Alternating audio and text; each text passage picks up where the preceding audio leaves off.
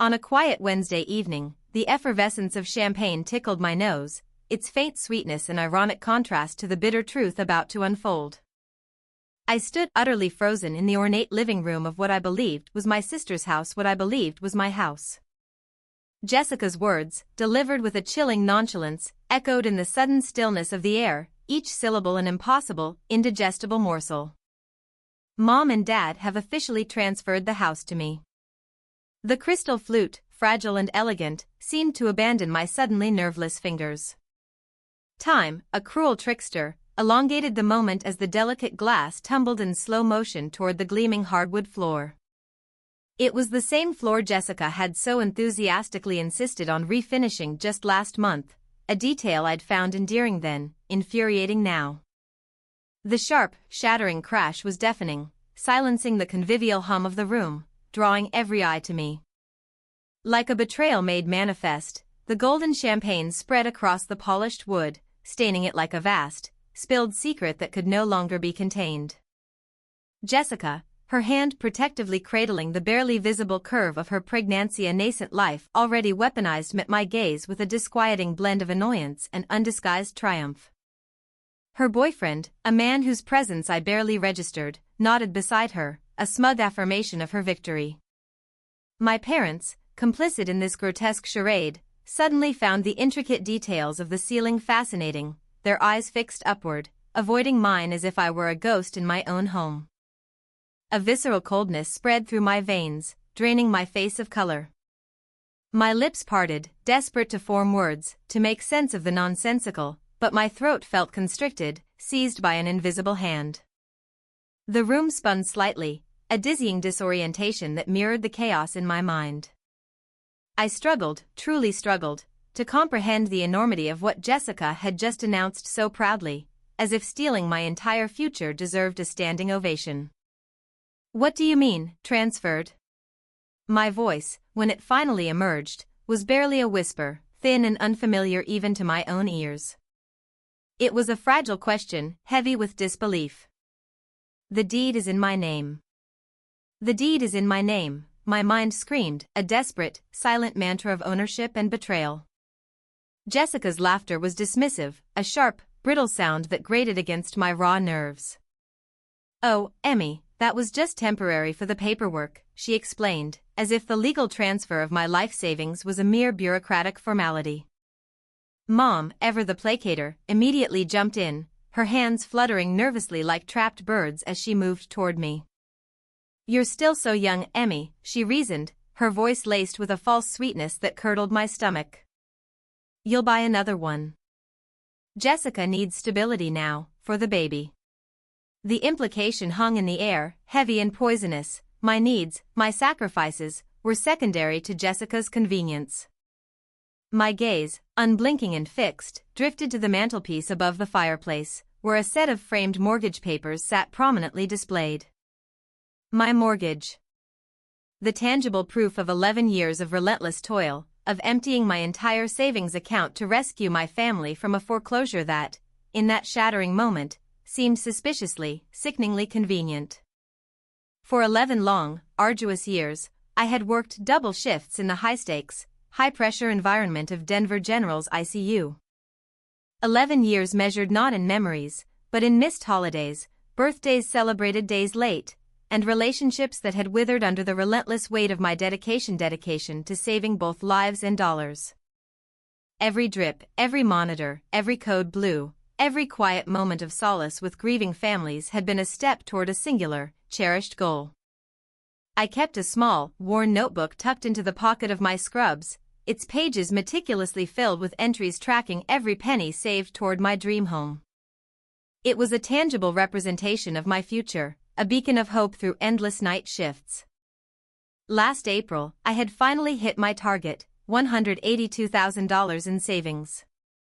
Enough for a substantial down payment on a beautiful home in a neighborhood I had carefully scouted and already loved. I'd even scheduled viewings for that very weekend, bubbling with excitement. Then, the desperate call came, shattering my peace. "Emmy, we're losing the house." Mom had sobbed into the phone, her voice thick with manufactured panic. Only 30 days left before foreclosure. We'll be homeless. Without a moment's hesitation, without questioning the urgency, I canceled my eagerly anticipated viewings. I withdrew my entire life savings, a staggering $182,000, and put it down on a $370,000 house, taking on a substantial $188,000 mortgage entirely in my name. The closing attorney, a kind-faced man, had smiled genuinely as he slid the stack of papers across the polished table toward me. "Congratulations, Miss Sullivan. You're a homeowner." The words had filled me with a profound sense of achievement, of security, of having finally created a sanctuary for my family and, eventually, for myself. And now, Jessica stood in that very home, laying claim to it as if it were hers by divine right. A fierce, primal strength surged through me, born of shock and profound injustice. "That's my house." My voice, once a fragile whisper, found its raw power, rising from a place deep inside me I hadn't known existed. "I paid for it. I signed the papers." The truth rang out, undeniable, yet they sought to deny it. Father cleared his throat, a low, rumbling sound that always preceded his attempts to exert authority. He stepped forward, wearing that familiar, thinly veiled look of condescension he reserved for when I was, in his eyes, being unnecessarily difficult. "Now, Emily," he began, his tone patronizing, "let's not make a scene. Family helps family." The words were a bitter parody of the values he claimed to uphold, a convenient shield for their deceit. Jessica, ever the actress, stroked her belly again, the gesture overtly theatrical, designed to tug at heartstrings she assumed I still possessed. "My baby needs a stable home," she declared, her voice laced with feigned vulnerability. "You have your apartment." The apartment. The temporary living space I had kept, at their insistence, because they claimed they needed time to move their belongings from the old house. The apartment that was supposed to be a short-term solution until I found renters for the property I had bought. My house. The layers of their manipulation began to peel away, revealing the rotten core beneath. "How is this even possible?" I demanded, my voice sharp with disbelief, feeling the weight of every eye in the room on me, judging, assessing. The deed was in my name. Mother, impervious to my anguish, clinked her glass loudly, forcing a bright, brittle smile that didn't reach her eyes. "Come on, everyone. Let's toast to Jessica's new beginning." And just like that, with a deliberate, callous flick of attention, the focus shifted. Glasses raised, congratulations poured forth, a sickening chorus of false cheer. I stood alone, isolated in the center of their revelry, the spilled champagne now seeping chillingly into my shoes, a tangible symbol of my stolen future. Feeling the cold weight of despair, I slipped away to a quiet corner of the living room, my hands trembling uncontrollably as I pulled out my phone. I texted my cousin Sarah, the only relative who had ever truly taken my side, the only one I trusted. "Something's very wrong. Need help?" Her reply came instantly, a lifeline in the darkness, "Meet me tomorrow. Bring whatever paperwork you have." Across the room, Jessica, bathed in the glow of adoration, accepted congratulations like a queen holding court. Mom bustled about, refilling glasses, while Dad, oblivious to my pain, launched into his favorite anecdote about Jessica's first word being home. No one noticed me, standing alone, a silent witness to my family's celebration of my life savings, my sacrifice, my future, stolen in plain sight. But as I watched them, their faces alight with unearned joy, something inside me shifted. A quiet, cold resolution began to form, solidifying with each passing second, hardening into an unshakable resolve. They thought this was over. They thought I would simply accept this profound betrayal, just as I had, perhaps, accepted every other slight and disappointment throughout my life. They were wrong. So utterly, fundamentally wrong. My heart pounded a frantic rhythm against my ribs as I slipped back into my parents' house, the house that was supposed to be mine, through the side entrance. The boisterous celebration in the living room continued unabated, a tide of laughter and raised voices that floated down the hallway, seeming to me like poisonous gas, choking off all reason and compassion. I checked my watch, 11 minutes. That's all I had before someone, likely Mom, noticed my absence and sent a search party. The door to Mom's home office creaked softly, a sound that amplified in the otherwise muffled house, as I pushed it open. Moonlight, filtered through the Venetian blinds, spilled across the room, casting stark, prison-bar shadows across the antique mahogany desk where, for decades, family decisions had always been made, often without my input, never truly in my favor. I froze, a sudden sound from the hallway piercing the silence. Footsteps. A distinct pause, directly outside the door. My breath hitched, suspended in my lungs.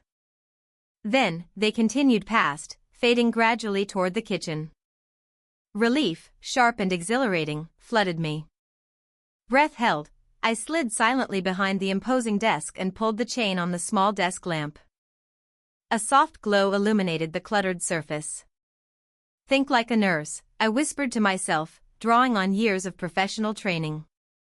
When patients hide symptoms, we look for physical evidence. It was a mantra, a grounding force in the face of emotional chaos.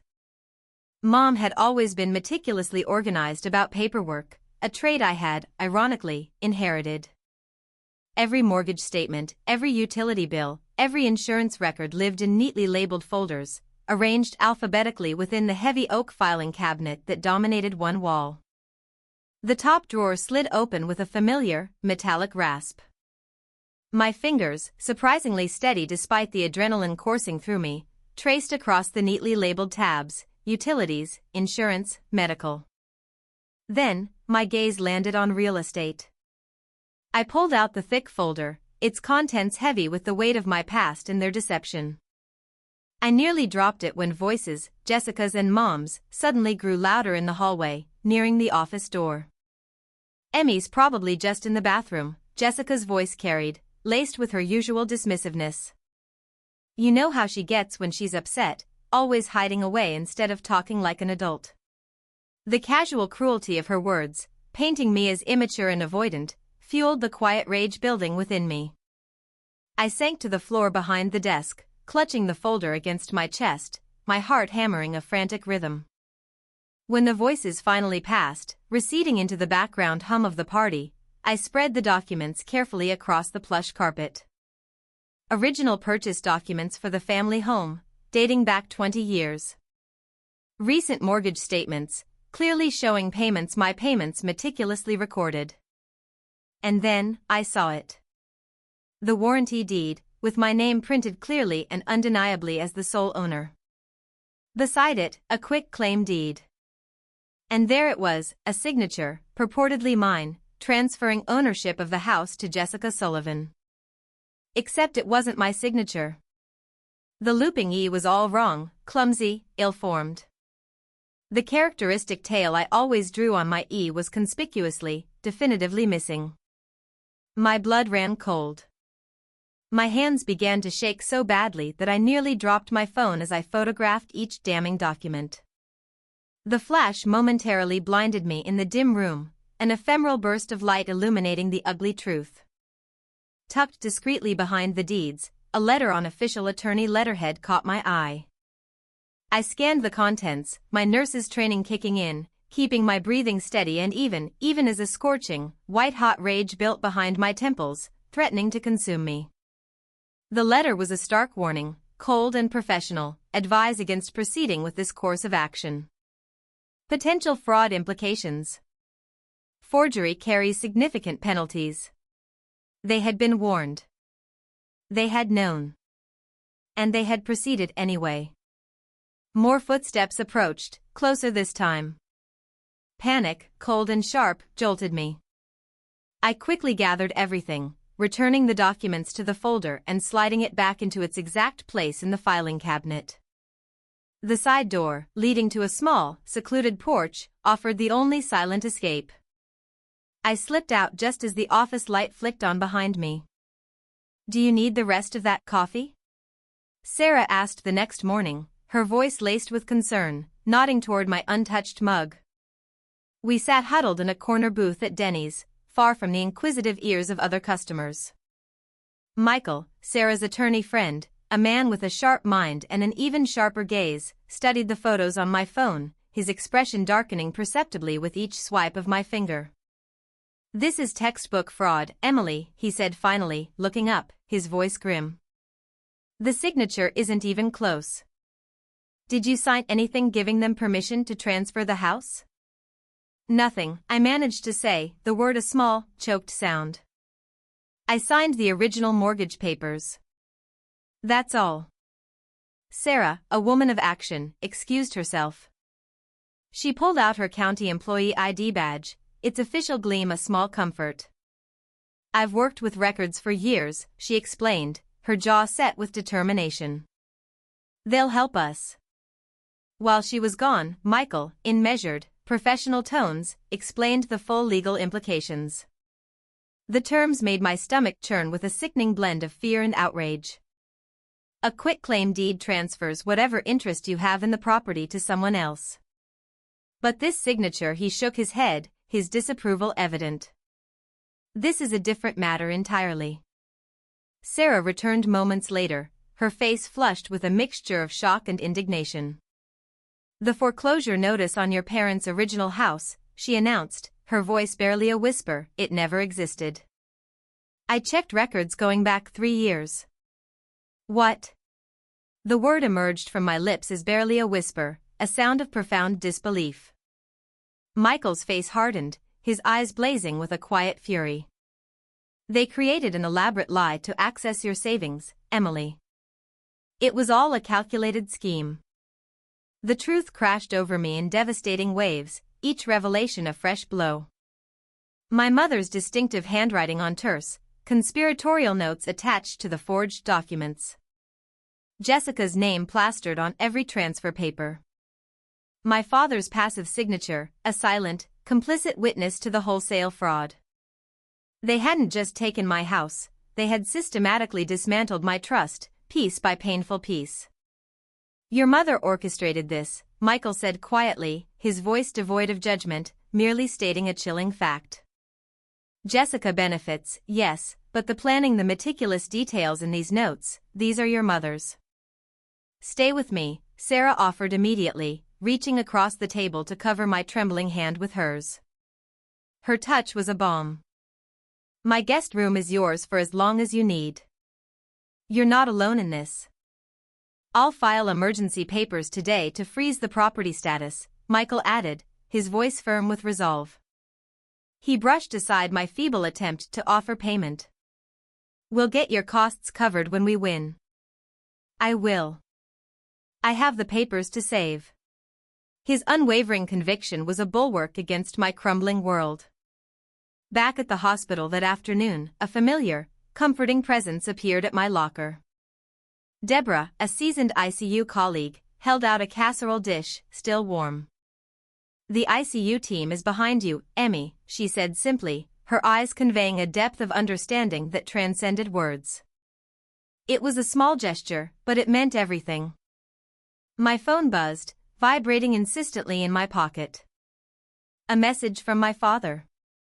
"Your mother is having chest pains from the stress, Emmy. Is this what you want?"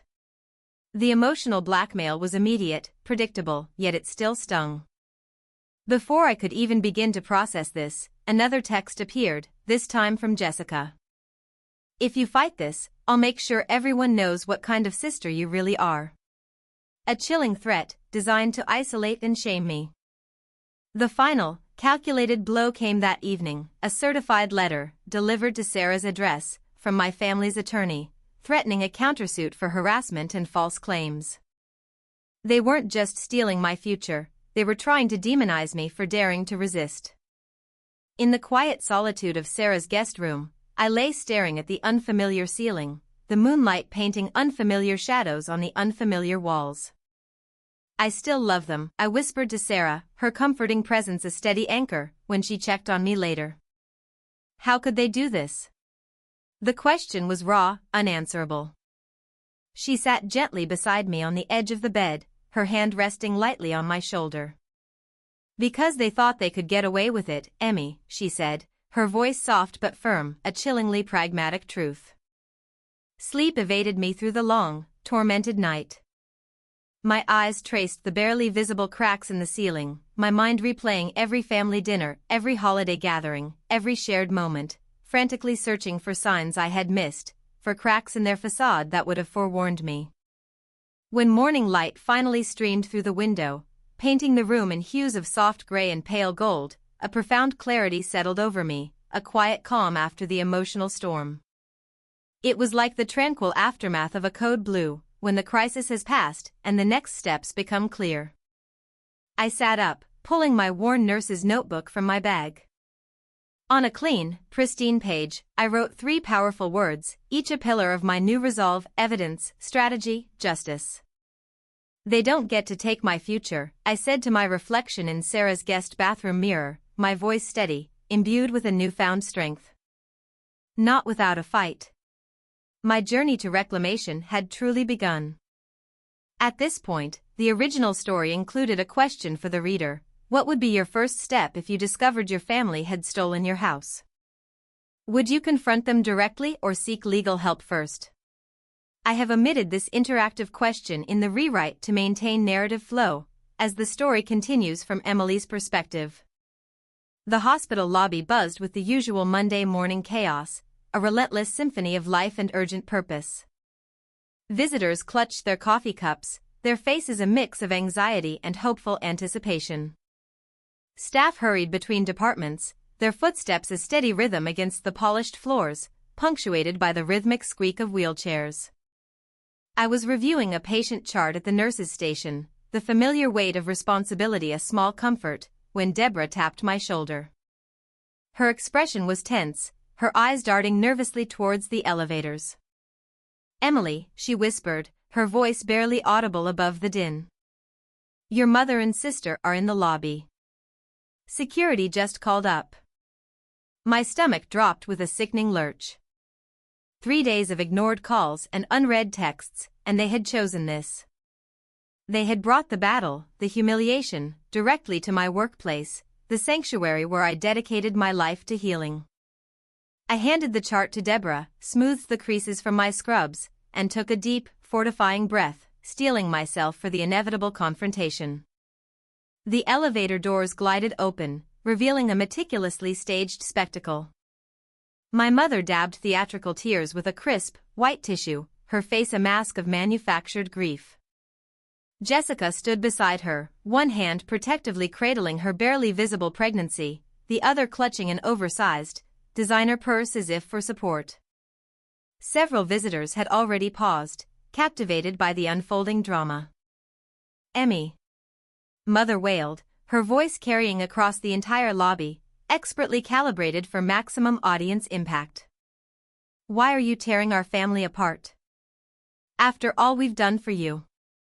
I approached them with measured, deliberate steps, acutely conscious of the curious eyes that followed my every movement. My face remained a carefully blank canvas, betraying none of the turmoil raging within. "This isn't the place for this conversation," I stated, my voice low but firm. Jessica, seizing her cue, stepped forward, both hands now dramatically cradling her stomach, her face contorted in a mask of manufactured distress. "The stress could harm the baby, Emily," she pleaded, her voice trembling. "Is that what you want?" It was a transparent, cynical appeal, a weaponization of innocence. "Please lower your voices," I insisted, noticing Carl from security, a hulking but kind man, hovering nearby, ready to intervene. "This is a hospital." The irony of their disruptive behavior in a place dedicated to healing was not lost on me. "We wouldn't have to come here if you'd answer our calls." Mother snapped, her tearful facade briefly slipping, revealing the raw anger beneath. "Your father hasn't slept in days worrying about what you're doing to this family." A group of nurses from pediatrics, their faces a mix of concern and fascination, slowed their pace to observe the unfolding drama. 2 of my ICU colleagues stood near the coffee cart, watching with worried expressions. This was exactly what they wanted, to humiliate me, to make me cave under the unbearable weight of public pressure and professional embarrassment. "I've asked you to leave," I reiterated, my voice firm, allowing no room for negotiation. "Not until you drop this ridiculous legal nonsense," Mother hissed, her voice a dangerous whisper as she lunged forward, grabbing my wrist. Her fingers dug into my skin, a physical manifestation of her desperate grip on control. Carl, bless him, stepped forward immediately, his presence a solid barrier between us. "Ladies, I need to ask you to leave," he said, his voice calm but authoritative. "We can't have disruptions in the patient areas. My daughter works here." Mother protested, her voice rising again, indignant. "I have every right." "You have the right to schedule a visit during her break time," Carl interrupted, cutting her off smoothly, "but causing a disturbance is against hospital policy." Jessica, seeing her mother's tactic failing, burst into fresh, dramatic tears. "She's trying to steal my baby's home after everything we've done for her," she wailed, her voice thick with self-pity. The sheer absurdity of her claim, the audacious inversion of victim and aggressor, almost made me laugh aloud. Carl, his expression impassive, gently but firmly guided them toward the exit.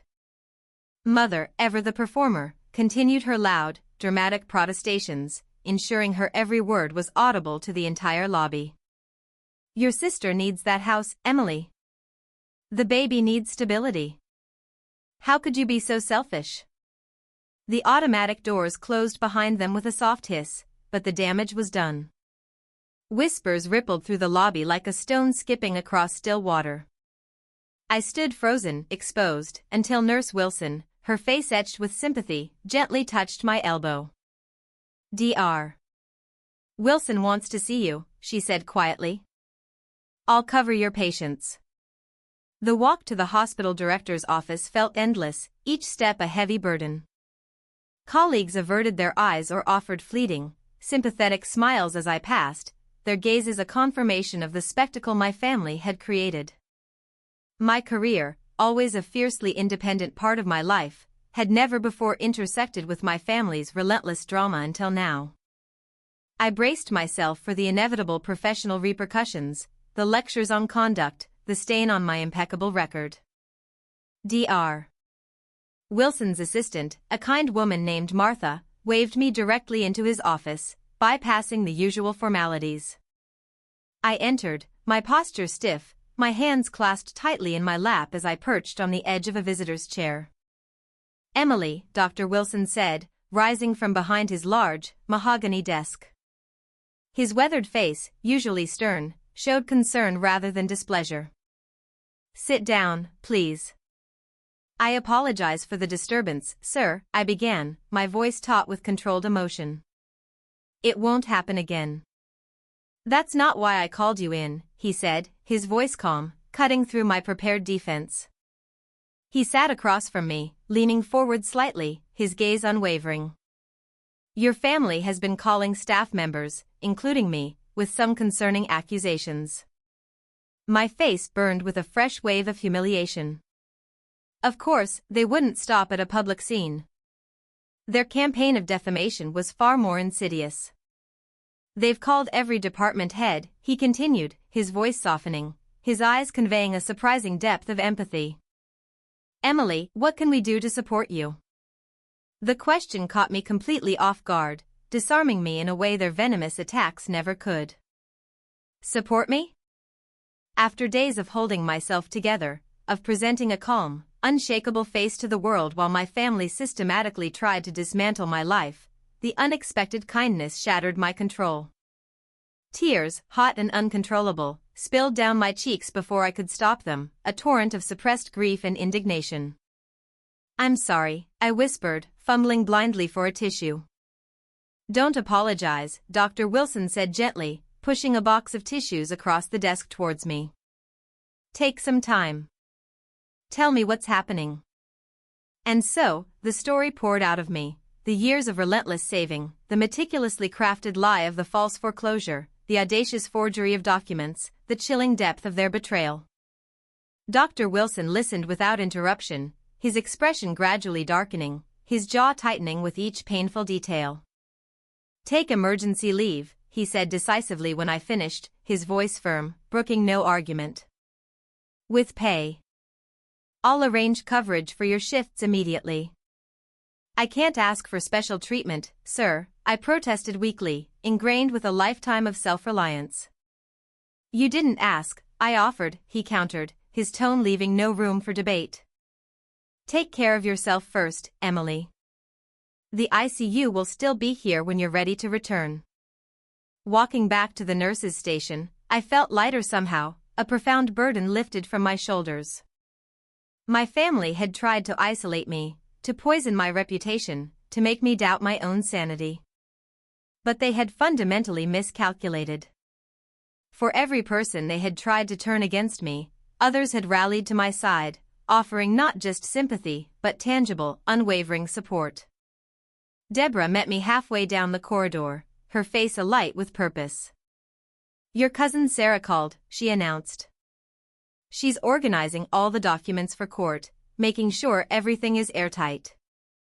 "Thank you," I managed, my voice thick with gratitude. "And Michael left a message," she continued, handing me a stack of message slips. "He's filing something called lease pendens and a temporary restraining order today. Also, we've worked out a schedule. Someone from the unit will be with you whenever you need company, Emily. You're not going through this alone." My throat tightened again, this time with an overwhelming swell of emotion. "You didn't have to do that," I whispered, touched by their profound kindness. "We protect our own," Deborah said simply, her eyes meeting mine, conveying a sense of true, unspoken family. The apartment hallway felt unusually quiet when I returned home that evening, the stillness a stark contrast to the day's chaos. I was sorting through my mail, a mundane task that felt surreal after the day's events, when I spotted them, my parents. They were sitting on the floor outside my door, slumped like abandoned packages, a tableau of manufactured pathos. Father stood first, his face drawn and pale, lines of feigned worry etched around his eyes. "Your mother hasn't slept in days because of this, Emmy," he began, his voice laced with the familiar, guilt-inducing undertone. Mother rose more slowly, her eyes red-rimmed and mascara-smudged, but with a calculating glint that betrayed her true intent. "After everything we sacrificed for you," she trailed off, leaving the implication hanging heavy in the air, a familiar manipulation. I unlocked my door without responding, but Father blocked the entrance, placing a hand on the frame. "Emmy, please, just talk to us," he pleaded, his voice a low murmur. Something in his plea sounded almost genuine, a flicker of true vulnerability. But I had heard too many false words from him, too many carefully constructed deceits. I met his gaze directly, allowing no hint of weakness or compromise to show. "I have the original documents," I stated, my voice steady, imbued with a newfound authority. "I know there was no foreclosure." The hallway filled with a sudden, powerful silence, so dense it felt physical, suffocating. Mother's face hardened, her facade of victimhood crumbling, but Father showed the first flicker of genuine shame I had ever witnessed. His shoulders sagged, the weight of my words hitting him with the force of an unexpected blow. "Jessica said it was just paperwork," he mumbled, his gaze fixed on the floor, avoiding mine. "That you'd understand it was for family. Don't you dare blame this on Jessica." Mother snapped, her voice sharp and brittle, but for the first time, it lacked its usual conviction, tainted by the undeniable truth. "I'll see you both in court," I said, stepping around them and into my apartment. The door closed behind me with a soft, decisive click that felt more final, more irreversible, than a violent slam ever could. My phone vibrated with a text from Michael. "Good news. Court approved the temporary restraining order. They can't sell or transfer the property now. A small victory, a tangible step towards justice." A second message followed almost immediately. Sarah found something interesting. "The notary who stamped the fake documents is Jessica's friend from college." The puzzle pieces were falling into place, revealing a comprehensive, calculated deception. I sank onto my couch, absorbing this new, crucial information. With each piece of evidence, their elaborate scheme unraveled further, leaving them exposed and vulnerable. Criminal charges, once a distant, horrifying possibility, were now a very real, very imminent threat. I texted Michael back, articulating my clear, unyielding boundary. I won't pursue criminal charges if they cooperate fully. Not out of mercy, I typed, ensuring my intentions were crystal clear, but out of efficiency. I don't want a protracted, emotionally draining battle. I just want my house back and my family out of my life. My terms were firm, born not of vengeance, but of a profound desire for peace. Later that evening, I sat in Sarah's tranquil garden, the scent of jasmine and honeysuckle perfuming the air. A large box of old family photos lay open beside me, its contents a painful archive of a past that was largely a lie.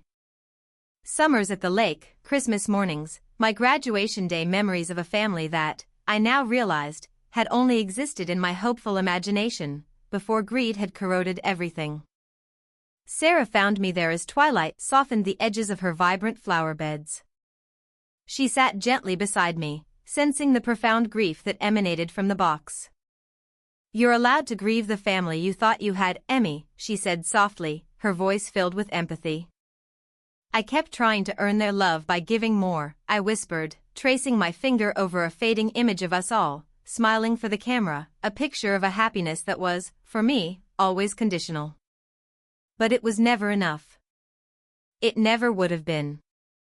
She covered my hand with hers, her touch a silent affirmation of understanding. "Some people are bottomless pits, Emmy," she replied, her words stark but true. "No matter how much you pour in, they will never be full." With a deep, cleansing breath, I closed the lid on the box of photos, sealing away the idealized family that had never truly existed. Tomorrow, Michael and I would meet to discuss our legal strategy, to formalize the path to justice. He had mentioned the possibility of a civil theft claim, which could include treble damages over $60,000 in additional penalties. "I don't want their money," I told Sarah as we headed inside, the cool evening air a crisp contrast to the warmth of her home. "I just want my house back." My focus was singular, unyielding. Michael had informed me that they had hired Blackwell, a notoriously aggressive attorney. "She warns he's aggressive," he'd said. "So am I," I had replied, my voice steady, "when protecting what's mine." My phone buzzed again, an unknown number flashing on the screen. I almost ignored it, weary of the constant bombardment, but something, a small intuitive nudge, made me answer. "Emily?" The voice was hesitant, familiar, yet startling in its context. It was Tom, Jessica's boyfriend. Sarah, ever perceptive, raised her eyebrows questioningly as I put the call on speaker. "I didn't know what they did to you," Tom continued, his voice strained, a tremor of genuine distress beneath his words. "I want to help." "Why would you help me?" I asked, my voice betraying no emotion. "I want my house." "I was there when your mother and Jessica discussed the forged documents," he confessed, his voice trembling slightly, revealing his unease. "This isn't right. I can't be part of this anymore." "You'd testify to that?" I pressed, the weight of the question hanging in the air. "Yes," he said firmly, a new resolve in his voice. "I'll tell the court everything I saw and heard." After ending the call, I turned to Sarah, a strange, profound calm settling over me for the first time in weeks. It was the quiet certainty of knowing that the tide had truly, decisively turned. "Everything just changed," I stated, a quiet force now behind my words. On Thursday that week, the courthouse loomed, an intimidating edifice of marble columns and echoing halls. Its formal grandeur seemed designed to amplify the gravity of the proceedings, but I walked through its imposing doors with a new sense of purpose, my spine straight, my resolve unyielding. I stood tall beside Michael as we entered courtroom 3, ready to face them. My ICU badge remained pinned to my blouse, a small, subtle reminder of who I was beyond this personal nightmare, a dedicated professional, a caregiver, a person of integrity. It was a silent testament to my unwavering identity. "Ready?" Michael's voice was steady, a grounding presence beside me, his briefcase containing weeks of meticulous preparation, a legal arsenal. I nodded, scanning the room, my gaze unwavering. Jessica sat in the front row, her pregnancy now prominently displayed in a tight, brightly colored dress, a deliberate visual statement. Mother dabbed theatrical tears with a handkerchief, her performance well-rehearsed, while father stared ahead, stone-faced, his usual bravado conspicuously absent. Judge Harriman, a woman of sharp intellect and discerning eyes, peered over her reading glasses as we approached the bench. Sullivan versus Sullivan, she announced, her voice clear and authoritative, a property dispute involving alleged document falsification. Michael moved with calm, surgical precision, laying documents before the judge, much like a surgeon placing instruments on a sterile tray.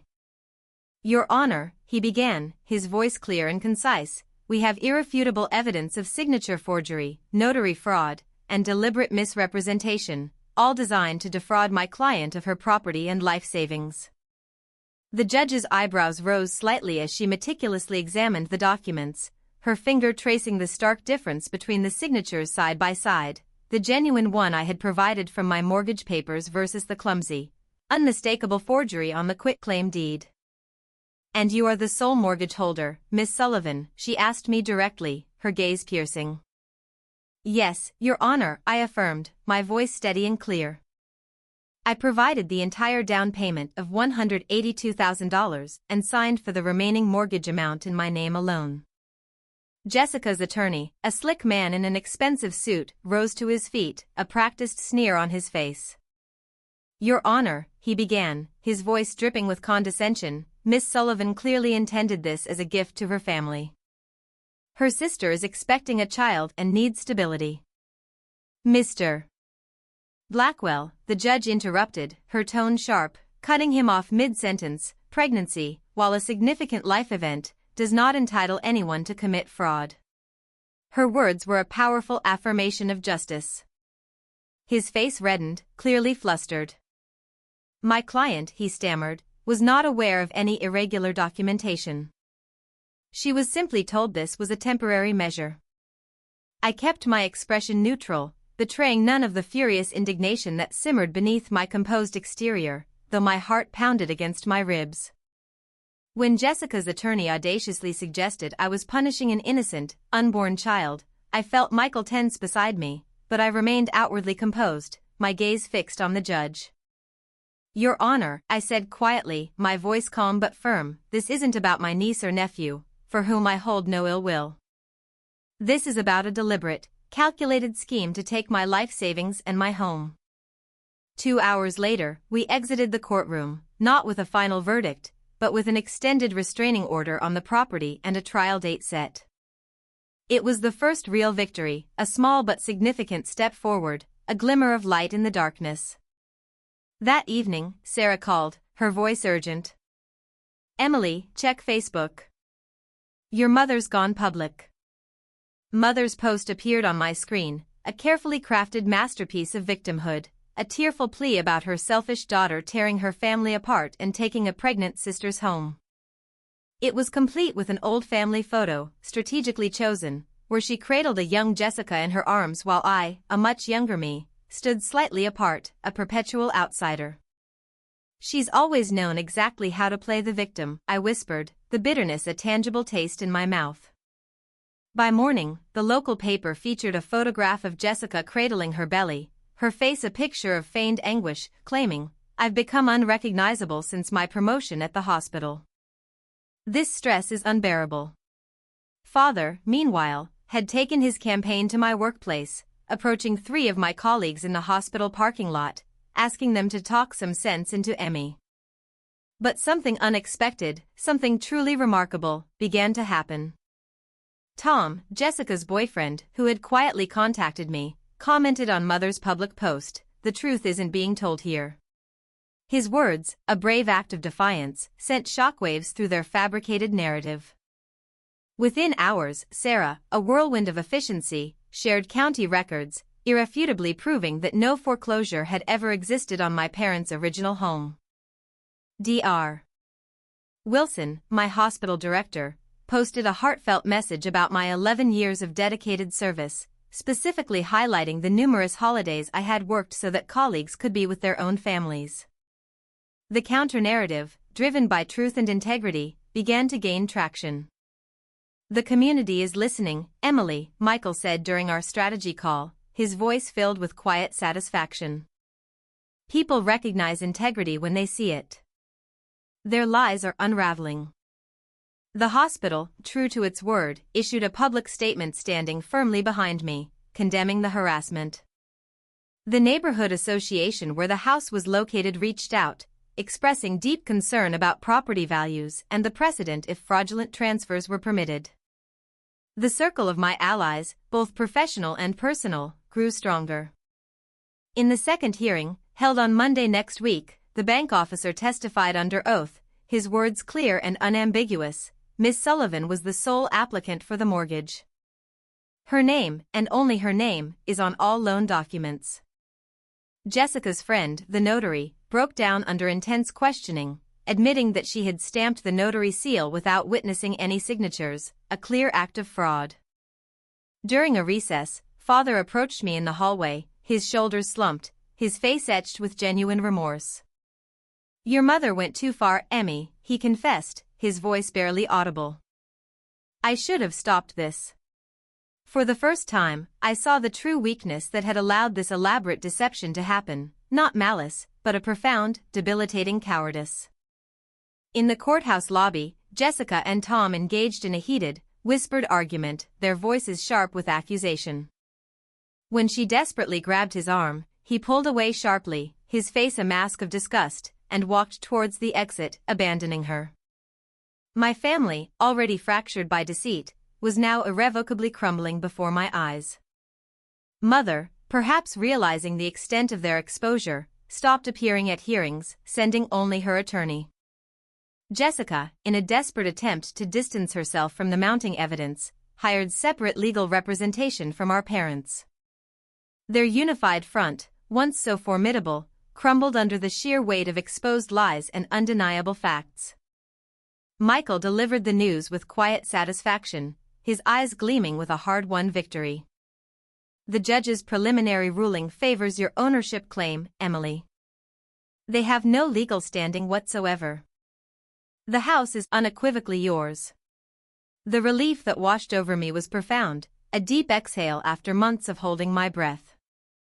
That afternoon, their attorney, Blackwell, offered a settlement, a last-ditch attempt to salvage some shred of dignity. "Your clients will return the deed," he proposed, his voice strained, "if Miss Sullivan drops all claims, including potential criminal charges." "Not enough," Michael responded immediately, at my explicit direction. "Full ownership restoration of the property to Emily. And all legal fees, without exception, paid by them." My resolve was unwavering. Later, washing hospital antiseptic from my hands after a long shift, my phone buzzed. Jessica's name appeared on the screen, accompanied by a message that made me freeze. "We need to talk alone."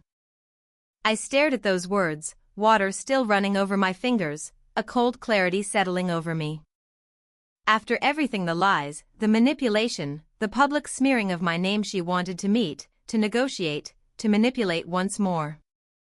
The old Emily, the one who constantly sought their approval, would have rushed to accommodate, eager for any semblance of peace. The new Emily, forged in the crucible of betrayal, turned off the faucet, dried her hands methodically, and considered her response with the same careful, detached precision she gave to a critical patient's treatment plan. On Wednesday morning, the insistent pounding at my door echoed through my small apartment like a clap of thunder. I froze, coffee mug halfway to my lips, recognizing the distinctive rhythm immediately, 3 sharp raps, followed by a pause, then 2 more. Mom's signature knock. "Emmy, open up. We need to talk." Her voice carried through the door, sharp and demanding, loud enough for the entire floor to hear, ensuring maximal public pressure. I set my mug down carefully, drawing a deep, steadying breath, just as Dr. Wilson had taught me during our counseling sessions. The clock on my kitchen wall read 7:14 a.m. Of course, they'd come early, before my shift, hoping to catch me off guard, vulnerable. When I opened the door, they surged forward like floodwaters, an unwelcome tide. Mom's eyes were rimmed red, mascara smudged beneath them, a carefully cultivated appearance of distress. Jessica stood slightly behind her, one hand protectively cradling her belly, which seemed to have doubled in size since I'd last seen her. Dad hovered at the edges of the group, his face a mask of practiced concern, a silent, menacing presence. "The neighbors are watching," I said quietly, stepping back to allow them inside, my voice devoid of emotion. "Let them." Mom wailed, but she moved inside anyway, her indignation barely concealing her desperation. "Everyone should see what you're doing to this family." Jessica sniffled dramatically, dabbing at her eyes with a tissue, perfectly in sync with Mom's performance. "The baby kicked all night," she lamented, her voice a reedy whisper. "The stress is affecting her, Emily." Dad closed the door behind them, sealing us in, then leaned close, his voice a low, insidious murmur. "This will destroy your mother's health, Emmy," he whispered, a thinly veiled threat wrapped in a cloak of paternal concern. "Her blood pressure is through the roof." They positioned themselves strategically around my small living room, a coordinated assault team. Mom near the window, where the morning light caught her carefully applied tears, enhancing her pathetic image. Jessica gracefully sank onto my sofa, hands still on her belly, a picture of fragile motherhood. Dad stood with arms crossed, a silent, disapproving sentinel. "Your father might lose his job over this," Mom announced, her voice trembling with righteous indignation, adding another layer of manufactured crisis. "His boss is friends with our attorney." Jessica nodded vigorously, her eyes wide with feigned earnestness. "And everyone at the hospital is talking, Emmy. Dr. Renner told me nurses are choosing sides. If you drag this through court, nobody wins," Dad added, his voice low and serious, the final prong of their attack. "Legal fees will bankrupt all of us." I listened to each threat, each manipulation, noting the practiced delivery, the calculated pauses, the way their eyes flicked to gauge my reaction. For 11 years in the ICU, I had watched patients' vital signs, learning to spot the precise moment when panic turned to resignation, when resistance gave way to acceptance. I recognized the same insidious patterns in my family now, the escalating desperation, the synchronized approach, the calculated attempts to dismantle my resolve. "Would you like some coffee?" I asked calmly, my voice steady, my demeanor unshakable. My unexpected response clearly threw them. They exchanged confused glances, momentarily unbalanced by my composure, their carefully rehearsed performance momentarily faltering.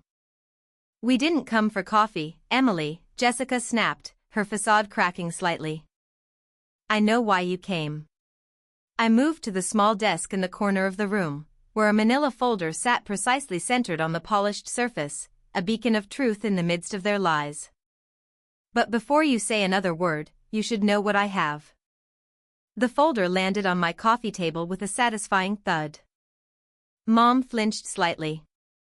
I removed the contents methodically, placing each document in a neat, undeniable row.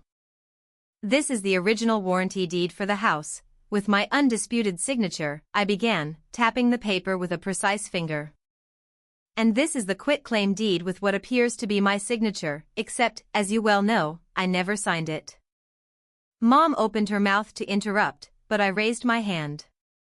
The simple, deliberate gesture silenced her instantly, an unexpected assertion of power I never knew I possessed until this moment. "This report," I continued, placing another document down, "is from a certified handwriting analyst, confirming, beyond a shadow of a doubt, the forgery." "These are my bank statements," I said, laying them next, showing every single mortgage payment I've made since closing. "County records, as you are aware, prove there was never any foreclosure on the family home." It was all a lie. The paper made a crisp, incriminating sound as I placed it down. "And this," I added, presenting the final document, "is the sworn statement from Jessica's friend, admitting she fraudulently notarized the document without witnessing any signatures." Dad slowly sank into the armchair, his face ashen, his hands trembling slightly, the weight of their exposed deceit finally crushing him. Finally, I concluded, my voice quiet but firm, we have Tom's sworn affidavit, describing in meticulous detail how this entire plan was developed, including specific dates of meetings, and who said what. Jessica's phone buzzed insistently. She fumbled it from her purse, her face paling dramatically as she read the screen. The prosecutor has copies of everything, I said quietly, letting the full weight of the words settle into the sudden, suffocating silence. The silence that followed was physical, like an unbearable pressure against my skin. Through my window, sunlight illuminated dust motes dancing in the air between us, tiny particles caught in the stillness of a shattered family. "Emmy, you have to understand," Mom began, her voice now honey-sweet, an utterly transparent attempt at renewed manipulation. "We were only trying to." "You didn't just steal my house," I interrupted, surprising even myself with the unwavering steadiness in my voice, the profound conviction behind each word. "You stole my trust. You stole my belief in family." Jessica's phone buzzed again, a frantic vibration. Her fingers trembled violently as she read the new message. "Tom says the police just left. They're asking about the notary." Fear made her voice shrill, cracking with panic. "He's leaving me, Mom. He says he can't trust me." Mom's composure finally, irrevocably cracked. "What have you done?" she demanded, her voice rising in a furious crescendo, the saccharine sweetness evaporating completely. Dad stared at the damning documents, realization dawning, a slow, horrifying terror in his eyes. "Criminal charges," he whispered, the words barely audible, filled with dread. "Tom says they mentioned fraud and possible jail time." Jessica's voice rose to a hysterical shriek. "Mom, you said this would be okay. You've always been so independent, Emmy, you could always handle anything." Mom, in a last, desperate effort, tried again, reaching for my hand. "Jessica needs." "What Jessica needs isn't mine to give anymore," I said, pulling my hand away decisively. I walked to my bedroom and returned with a document bearing the court's official seal. "This is a settlement agreement," I announced, holding it up for them to see. "It was signed today. And if you all sign it, we proceed no further with criminal charges." "You wouldn't send your own mother to jail," Mom said, but uncertainty, for the first time, wavered in her voice, a thread of genuine fear. "I didn't want to," I answered truthfully, my voice quiet but firm. "That's why I'm offering this alternative." Dad took the settlement papers, his hands shaking, and read the terms aloud, his voice faltering with each devastating clause: full restoration of property ownership to Emily Sullivan. Payment of all legal fees incurred by Emily Sullivan. A 90-day no-contact provision, effective immediately. Jessica's face crumpled, her carefully constructed facade shattering completely. "What about the baby?" she wailed, her voice thick with self-pity. "Where will we live?" "The same place you lived before you tried to steal my house," I replied, offering a pen. One by one, they signed, each stroke a bitter capitulation. Dad first, his signature weak and shaky. Then Jessica, her hand trembling. Finally, Mom, her signature a sharp, angry scrawl, a final act of defiant resentment.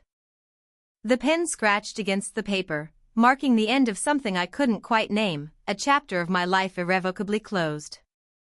When they finally left, the apartment felt suddenly, profoundly vast, an emptiness that stretched before me. I sank onto the sofa, and only then did my hands begin to tremble, delayed adrenaline coursing through me, the emotional cost of the confrontation finally catching up. My phone rang. Michael's name flashed on the screen. "Congratulations, Emily," he said after I recounted the news. "The house is officially yours again." I stared at the signed settlement on my coffee table, the tangible proof of my victory. "Then why don't I feel like celebrating?"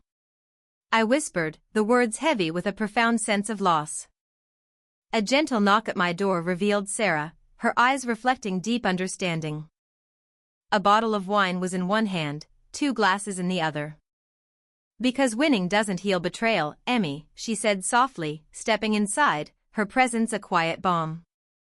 I moved to the window, looking out at the city stretching before me. Buildings gleamed in the morning sun, streets filled with people starting their day, each carrying their own private battles, their own quiet victories and silent losses. "I need to decide what happens next," I whispered, more to myself than to Sarah, the settlement papers on my coffee table a secure but still unpeaceful reminder of the battle I had fought. In the reflection of the window, I saw not just myself, but the shadow of the woman I was becoming, stronger, certainly, resilient, undoubtedly, but carrying a wound that victory alone, however hard one, could not fully heal. The for sale sign, freshly planted and gleaming in the morning sun, swung gently in the breeze as I walked the realtor, Marjorie, through the property one final time. Sunlight streamed through the freshly cleaned windows, illuminating hardwood floors that, despite their polish, held no fond memories for me. They were merely a surface, devoid of the emotional warmth a home should possess. "I never intended to live here," I explained to Marjorie, a silver-haired woman whose calm demeanor and remarkable efficiency had been a quiet comfort throughout the selling process. "The closing price of $395,000 will clear the mortgage and, crucially, recover my entire savings." Her eyes, crinkling at the corners with understanding, met mine. "Sometimes," she said softly, her voice warm, "the best investment is in your own peace of mind." And I knew, with a certainty that resonated deep within me, that she was absolutely right. 3 months after the intense legal battle finally ended, I found myself sitting at a different attorney's office, signing papers on a charming $310,000 cottage in a quiet neighborhood called Glay. The little 2-bedroom, with its inviting wraparound porch and mature maple trees that promised dappled shade in summer, spoke to me in ways the grander, larger house never had. It felt right.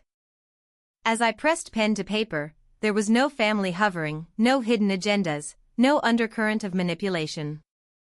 Just my steady hand, signing, claiming what was rightfully and honestly mine. "Congratulations, Miss Sullivan," the attorney said, a genuine smile on his face as he slid the final mortgage document across the table. My voice didn't waver, even a little, when I responded, "Thank you."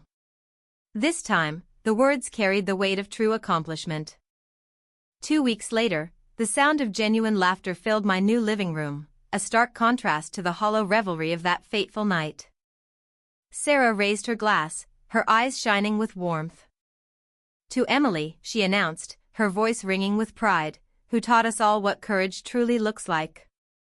My small housewarming gathering bore no resemblance to the manipulative spectacle at Jessica's. Dr. Wilson, my wise and supportive hospital director, occupied my new reading chair, his booming laugh punctuating Michael's animated stories about courthouse antics.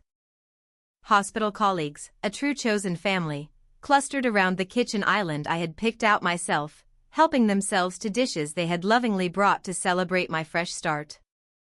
"To chosen family," I responded, raising my own glass, my heart full. "To those who stand by you in truth, not just in blood." The golden afternoon light filtered through the windows I had personally selected, falling softly on walls painted colors I had chosen, each hue a reflection of my inner peace.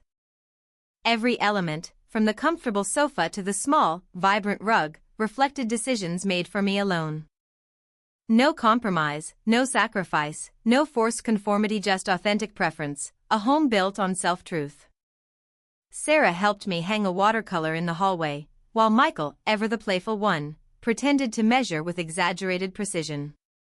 2 millimeters higher on the left, he insisted, winking at me.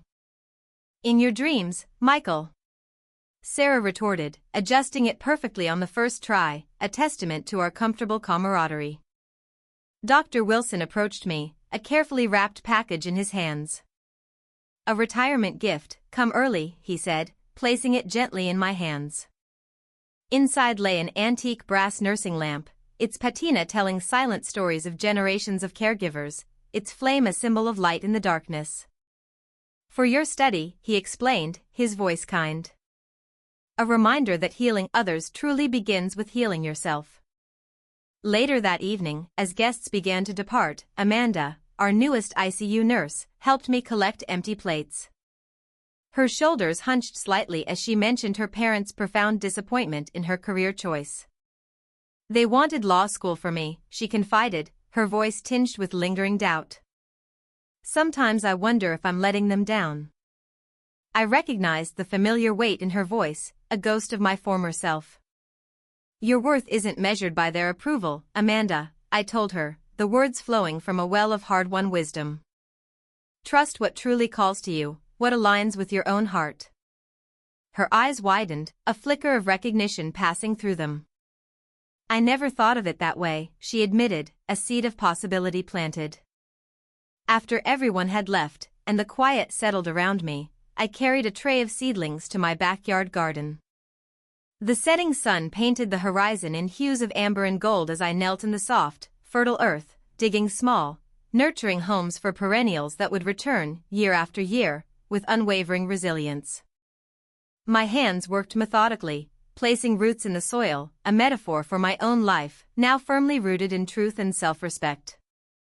When the mail arrived the next morning, I recognized Jessica's familiar handwriting on a small, unassuming envelope. Inside, I found not a letter, but a series of photographs of my new niece, pink-cheeked and utterly innocent, unaware of the tumultuous drama that had surrounded her arrival. Hello, little one, I whispered, a gentle smile gracing my lips. There was no resentment towards this blameless new life, only a quiet acknowledgement of the complex, imperfect tapestry of family.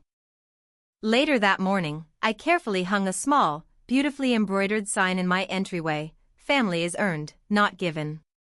Beside it, I began to assemble a wall of photographs, Sarah laughing at the lake, Michael triumphant after winning my case, the smiling faces of hospital staff at last year's Christmas party. Among them, I deliberately left an empty frame, with a small, handwritten note attached, for whatever comes next. It was a space for new memories, new connections, a future unburdened by past betrayals. Standing in the doorway of my new home, silhouetted against the warm, inviting light within, I felt a profound sense of peace. For the first time in years, my shoulders carried no burden but their own. My lips formed words meant only for myself and these welcoming walls, a quiet, powerful declaration of sovereignty. Finally, truly mine.